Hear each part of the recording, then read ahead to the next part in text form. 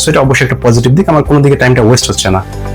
Guys, একটা information দিই, সেটা হচ্ছে হোটেল ইন্ডাস্ট্রি বা হোটেল ম্যানেজমেন্ট এমন একটা সাবজেক্ট যে এই সাবজেক্টে আপনি পড়াশোনা করে আপনি জব করতে পারবেন এবং আপনার নিজের খরচটা আপনি জব থেকে চালাতে পারবেন। তো এই জন্য হোটেল ম্যানেজমেন্টটা একটু ডিফারেন্ট। আর হোটেল ম্যানেজমেন্ট বা হোটেল ইন্ডাস্ট্রি বা হোটেল ট্যুরিজম বা হোটেল ম্যানেজমেন্ট অ্যান্ড ট্যুরিজম হচ্ছে ইন্টারন্যাশনালি একটা গ্লোবাল সাবজেক্ট, যেখানে আপনি চাইলেই দেশ থেকে বিদেশে গিয়ে চাকরি করে বা আপনি নিজে আর্ন করে আপনার পড়াশোনাটা চালাতে পারবেন।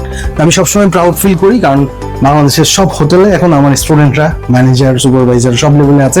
তারই ধারাবাহিকতায় আজকে আছি রিফাতের সাথে। তো রিফাত আমার খুব প্রিয় স্টুডেন্ট এবং আজকে আমি ওর এই হোটেলে আসতে পেরে আমার খুব ভালো লেগেছে।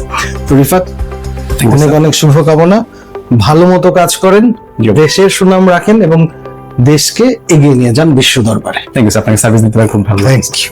Thank you. Thank you. সময় কিন্তু সবার খুব দামি, আর এই দামি সময়ের সাথে আমরা সব সময় তাল মিলিয়ে চলি। তো আজকে এসেছি আপনাদেরকে এটা জানাতে যে লাইফটা আসলে হসপিটালিটি ইন্ডাস্ট্রিতে কতটুকু চ্যালেঞ্জিং। সবাই হোটেল শব্দটা শোনার সাথে সাথেই মনে করে যে আইদার তোমাকে খাবার সার্ভ করতে হচ্ছে, আর না হলে তুমি রুম টুম পরিষ্কার করছো। তো এই হোটেল জব করছো, কাউকে যখন বলো যে হোটেল ম্যানেজমেন্ট পড়ছি বা হোটেলে চাকরি করি, তাদের রিয়াকশনটা কি হয়?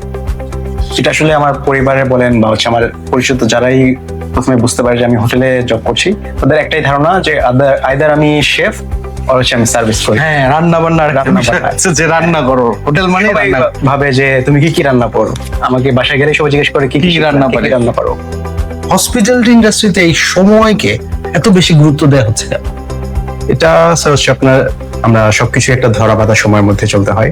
চেক ইন থেকে শুরু করে আপনি চেক আউট বলেন, একটা রুম মেকিং বলেন, সবকিছু একটা সময়ের মধ্যে নির্ধারণ করতে হয়। আমি একটু যোগ করি, কারণ হোটেলটা হচ্ছে 24 আওয়ার্স খোলা থাকছে। তো এখানে মানুষ 3টা শিফটে ডিউটি করে, 7টা থেকে 3টা, 3টা থেকে 11টা, 11টা থেকে আবার 7টা। এই যে 3টা শিফট, এই শিফটে সময়টাকে খুব গুরুত্ব দেওয়া হচ্ছে। এবং সবচাইতে চ্যালেঞ্জিং যেটা, প্রত্যেকটা শিফটে কি কি গেস্টের চাহিদা থাকছে, সেই চাহিদাগুলো আবার পরের শিফটকে জানিয়ে যাওয়া।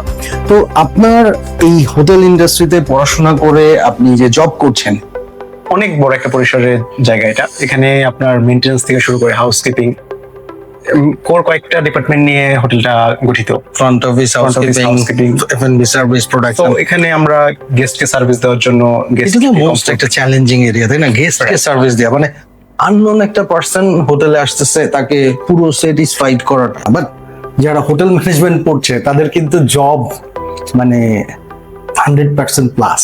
আমি যদি বলি, একটু বেশি বলা হবে, বাট এটাই সত্যি।